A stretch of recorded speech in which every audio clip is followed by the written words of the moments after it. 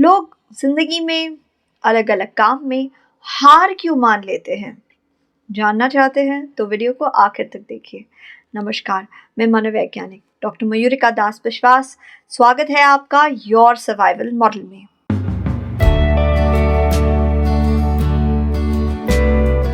हमें कई बार कहा जाता है कि हिम्मत मत हारो, ज़िंदगी में आगे बढ़ते रहो, गिव अप मत करो। अगर तुम गिव अप नहीं करोगे तो आज नहीं तो कल तुम्हें वो ज़बरदस्त सक्सेस मिल ही जाएगी। लेकिन क्या हम में से सारे लोग लगे रह पाते हैं अपने गोल के पीछे? जब हम किसी चीज़ के पीछे नहा धो के पड़ जाते हैं, जब बहुत ज़्यादा मेहनत करने लगते हैं, तो समाज के लोग ही हमें कहते हैं कि भाई तुमसे ना हो पाएगा, छोड़ दो तुम। कई बार हम खुद ही उस चीज़ को छोड़ देते हैं। वो क्या अलग अलग कारण है जिसकी वजह से हम अपने गोल को परस्यू नहीं करते, हार मान लेते हैं। पहला कारण ये है कि हो सकता है कि हमें साफ तथ्य दिखाई दे रहे हैं कि हमसे नहीं हो पाएगा, क्लियर एविडेंस। जैसे कि सोचिए, अगर किसी इंसान को डिसकैल्कुलिया है, यानी कि उसे गणित करने में दिक्कत होती है, उसका मस्तिष्क जो है आसानी से गणित कर ही नहीं पाता, मस्तिष्क में गणित करने की क्षमता कम है, तो ऐसा इंसान क्या मैथ्स टीचर बन सकता है? क्या वो मैथमेटिशियन बन सकता है? मुश्किल होगा, है ना। हो सकता है कि वो जिंदगी में सक्सेसफुल हो किसी और फील्ड में, कहीं और वो मेहनत करे, किसी और एरिया में जहाँ उसके गुण हो, वहाँ पे वो मेहनत करेगा तो उसे जल्दी सक्सेस मिलेगा। लेकिन अगर किसी एरिया में आपकी वीकनेस है और उसी एरिया में आप लगे हुए हैं तो आपको सक्सेस ना भी मिल सकता है। इसलिए लोग समझदारी इसी में समझते हैं कि इस काम को जारी नहीं रखे, हार मान ले। दूसरा रीजन फोकस के ऊपर डिपेंडेंट है। सोचिए कि दो लड़के रेस लगाने के बारे में ये सोच रहे हैं, दोनों ही रेस के स्टार्टिंग पॉइंट पे लगे हुए हैं, दोनों ही सोच रहे हैं कि मुझे जीतना है। लेकिन एक लड़का सोच रहा है कि जब मैं जीत जाऊंगा तो मुझे कितना मज़ा आएगा, सब मेरी कितनी तारीफ करने वाले हैं। और दूसरा लड़का सोच रहा है कि मैं भागूंगा तो, लेकिन अगर मैं गिर गया तो, अगर मैं जीत नहीं पाया तो, अगर मैं गिर गया और मेरे पैर से खून निकलने लगा तो। अब इन दोनों में से आपको क्या लगता है, गिव अप कौन सा लड़का कर देगा? दूसरा लड़का, है ना, जो फोकस कर रहा है मुश्किलों के ऊपर। तो हम अगर मुश्किलों पे फोकस करेंगे, दिक्कतों पे फोकस करेंगे, तो हमारे हार मान लेने के चांसेस ज़्यादा है। हर साल कितने लोग माया नगरी में अपनी किस्मत को आजमाने आते हैं। उनमें से बहुत सारे लोगों को स्ट्रगल करना पड़ता है। जितना ज़्यादा एक इंसान अपने स्ट्रगल पे फोकस करेगा, उतना ज़्यादा चांसेस है कि वो अपने सपने को छोड़ के अपने शहर वापस चला जाएगा। लेकिन अगर वो उस रुतबे के ऊपर फोकस करेगा, उस सक्सेस के ऊपर फोकस करेगा जो बाद में उसे मिल सकता है, जो कामयाब होने पे उसे मिल सकता है, तो फिर वो कठिनाइयों का सामना करता रहेगा। इसलिए अगर आप गिव अप नहीं करना चाहते तो आखिर में होने वाले फायदे पे फोकस कीजिए। तीसरा रीज़न नेगेटिव लेबल से जुड़े हुए हैं। अगर हम किसी को कहेंगे कि तुम आलसी हो, तुम आलसी हो, तुम आलसी हो, तो धीरे धीरे वो यही मानने लगेगा कि हाँ, मैं आलसी हूँ।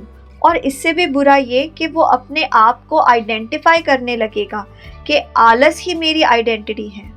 बहुत सारे लोगों से मैं मिलती हूँ जो अपने डाइट प्लान को छोड़ देते हैं, जो अपने एक्सरसाइज प्लान को छोड़ देते हैं, जिम में कई बार भर्ती होते हैं और कई बार जिम नहीं जाते, जिमिंग छोड़ देते हैं।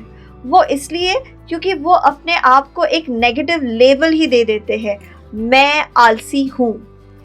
मैं कई बार लोगों से कहती हूँ कि देखिए, आलसी करके कुछ नहीं होता। There is no laziness in this world.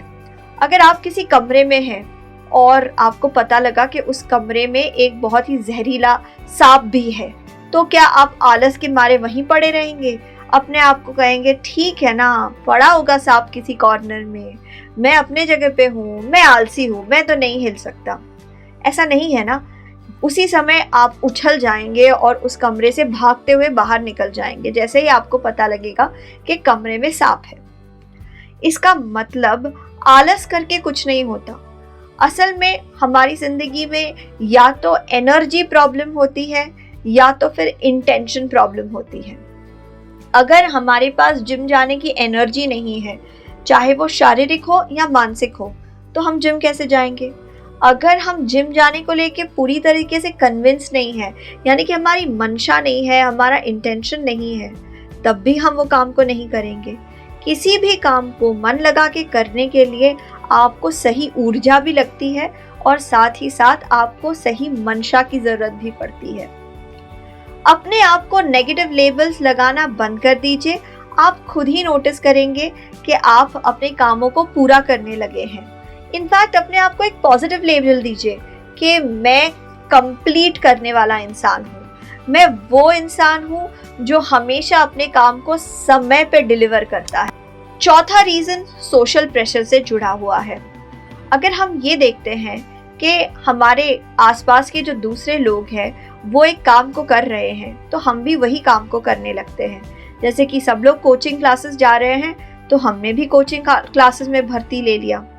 अगर सारे दोस्त धीरे धीरे सीए की पढ़ाई छोड़ रहे हैं क्योंकि वो एक दो बार में क्लियर नहीं कर सके, तो हम भी सोचते हैं हम एक दो बार में अगर क्लियर नहीं कर सके हैं तो हम सीए की पढ़ाई छोड़ देंगे।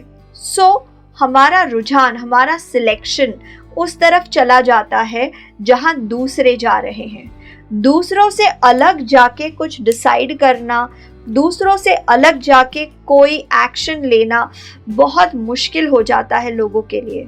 इसलिए अगर आपके आसपास के लोग आपसे कह रहे हैं कि तुम डॉक्टर नहीं बन पाओगे, तुम बिजनेस नहीं कर पाओगे, हमारे फैमिली में थोड़ी किसी ने बिजनेस किया है तो तुम कहाँ से बिजनेस कर लोगे, तो फिर क्योंकि हम हमारे ग्रुप, हमारे कुटुंब, हमारे कुंबे का सपोर्ट नहीं खोना चाहते, इसलिए हम उनकी बात मान लेते हैं और गिव अप कर देते हैं। आखिरी रीज़न है कंफर्ट जोन।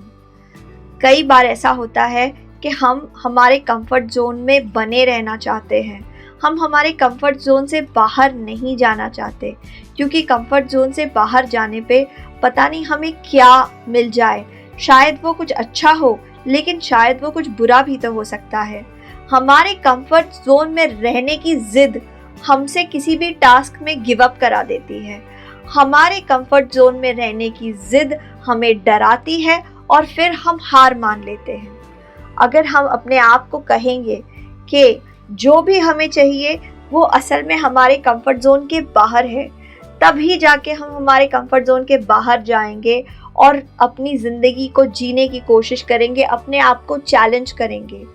जो भी नुकसान होगा मैं उसे सह सकता हूँ या सह सकती हूँ, ये मंत्र अपने आप को बार बार दोहरा कर कहिए। आप देखिए आपका फियर ऑफ फेलियर ख़त्म हो जाएगा और आप गिव अप नहीं करेंगे। आशा करते हैं ये वीडियो आपको पसंद आया है। आपके मूल्यवान समय के लिए धन्यवाद।